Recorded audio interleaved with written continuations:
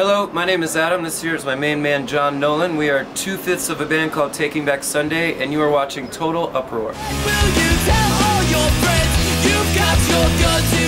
Sweet, so we're here with Adam and John from Taking Back Sunday. How are we doing? Great, man, great. Thanks for hanging out with us. Yeah, badass, man. And this is part of like sort of this lovely little stint you got going on, sort of like with a couple of little shows here and there, just basically across the world, it turns out. yeah, we didn't quite know what we were taking on when we said yes, but it's been fun, you know, because the record comes out on the 17th, so we just wanted to kind of kickstart everything. Yeah, say hello again, basically. Yeah.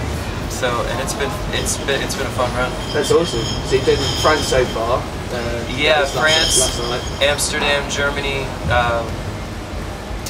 and where were we the first night? That feels like 2 weeks ago. We were in the UK. I know that much. Yeah.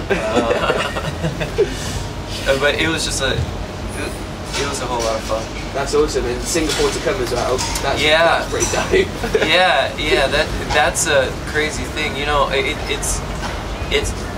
we've been having these conversations over this run, especially because it's really crazy to think like we can go to these places, you know, that we like when we were younger we figured we would never have a chance to go, and not only do we get to go and see it, we get to play our guitars for people. It's pretty sweet. Yeah, it's crazy, man. It's kind of like, like when you said that, what I envisioned was you guys kind of like going to Singapore and like the Beatles going to India kind of way to like rediscover yourselves. I don't know about that, but I don't think they have good drugs in Singapore like they did for the Beatles. Yeah, they don't have the same hookups.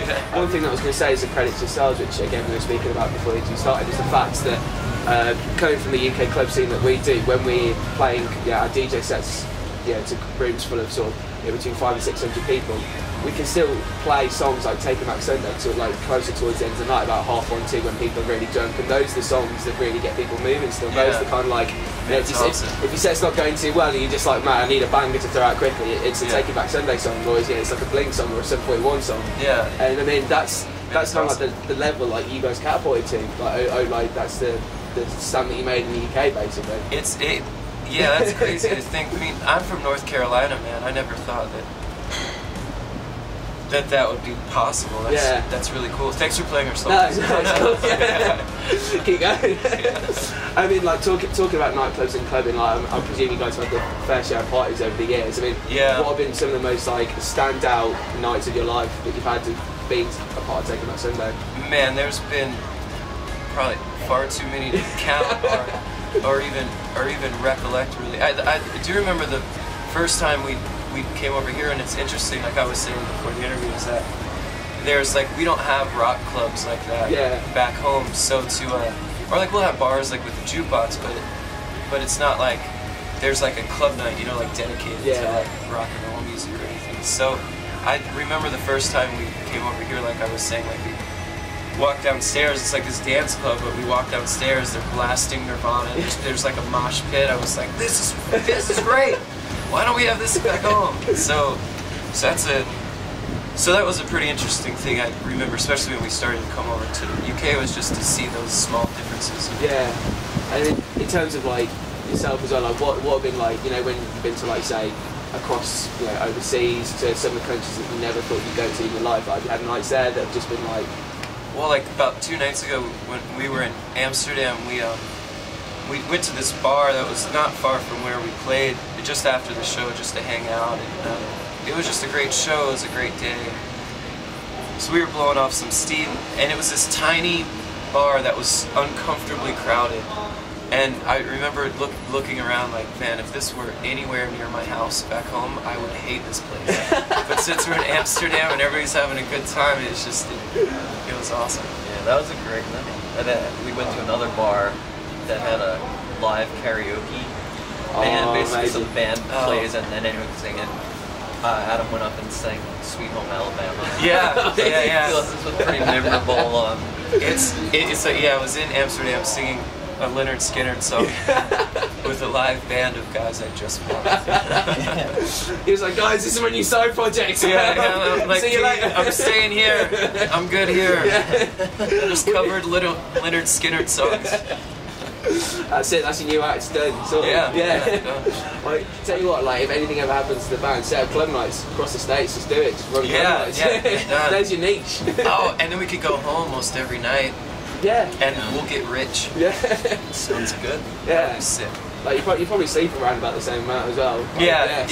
It'd be like that the same would, hours we'd be keeping. We just wouldn't have to tune anything. Yeah. And one of the final things I want to ask is, like, now you've got into the stage, as you said, you've hit the milestone of making it 10 years down the line from when you first started out. Have you had those moments, like, if you were to look back on sort of one of your fondest memories from starting out, like the really early doors of Taking Back Sunday, when you were still playing like the garage shows and that kind of stuff? What would that one memory be? Like that just sort of hilarious making memory just from back in the day. Oh man, well I remember when we first found out that we were gonna sign to a record label. We were so excited that we went to our rehearsal space because the plan was, oh, let's go play music, we're gonna sign, and then but we ended up not playing any music and just partying, and then but I remember that time just feeling so excited, and so everything was just so new. It was awesome. That's amazing. What do you reckon you'd say?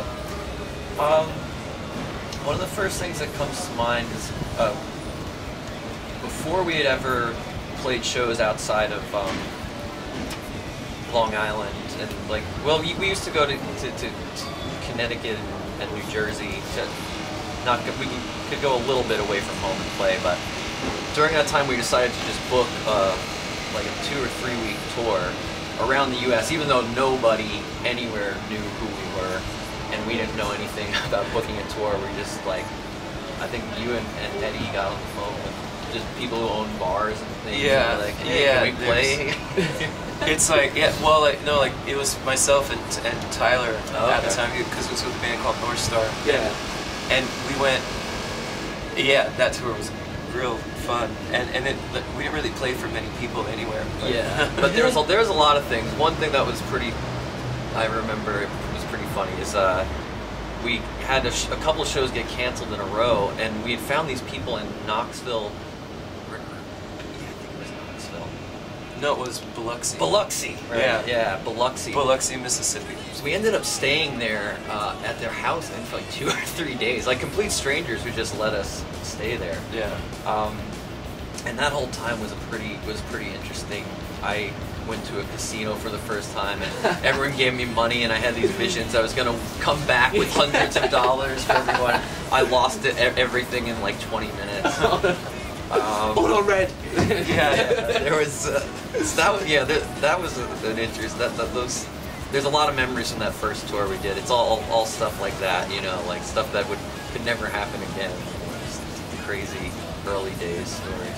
Yeah, there's a club in Savannah, Georgia that we were supposed to play, and we got there, but it was one of the shows that Tyler did, and like the bar owner, like they had no idea there was supposed to be a show that night, and we're like, well, we're here, can we play? And they said yeah, and then we ran into another like local band from there, so they ended up playing also, and we were making flyers for our show earlier that afternoon and just handing them out on the street to try to get people there, and then it turned out to be a great time. Yeah, that's amazing. Yeah, that's incredible. It's those kinds of memories that stick in, really, when you get 10 years down the line and you're just like, fuck, like, that was cool. Yeah.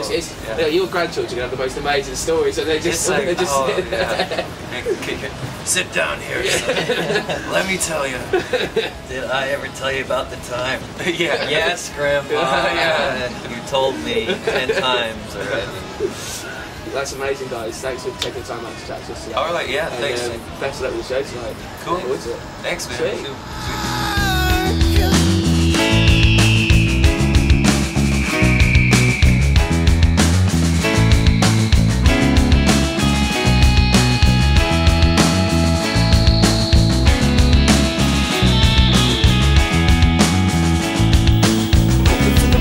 Hoping nothing happens. 1,000 clever lines and red with clever napkins. I will never ask